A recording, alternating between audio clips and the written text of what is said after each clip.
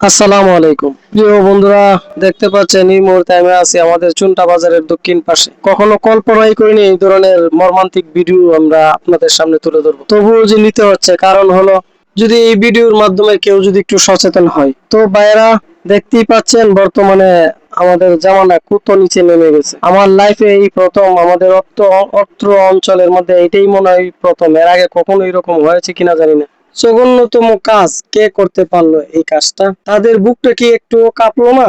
এমন নিকৃষ্ট কাম আল্লাহ জানে আর কাউকে এইভাবে না করায়। এমন একটি কাজ অনেকের মনেই নাড়া দেয়। অনেক মানুষ আছে আল্লাহর কাছে কত কান্নাকাটি, কত চিকিৎসা এবং কত টাকা পয়সা অপচয় করতেছে শুধু একটি বাচ্চার জন্য। আর কত কত মানুষ আছে তারা অবহেলায় করে তাদের জীবনটাকে শেষ করে দিচ্ছে।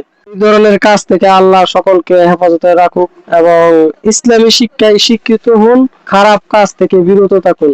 এই ধরনের কাজ থেকে বিরত থাকাটাই ইসলামী শিক্ষায় এই শিক্ষা দেয়। জেনারেল শিক্ষার পাশাপাশি ইসলামী শিক্ষাটা এজন্যই প্রয়োজন। এই ধরনের অবজ্ঞা দুর্ঘটনা আর যেন অত্র অঞ্চলের ভিতরে আর না হয় সেই প্রতিজ্ঞা আমরা সকলে করব।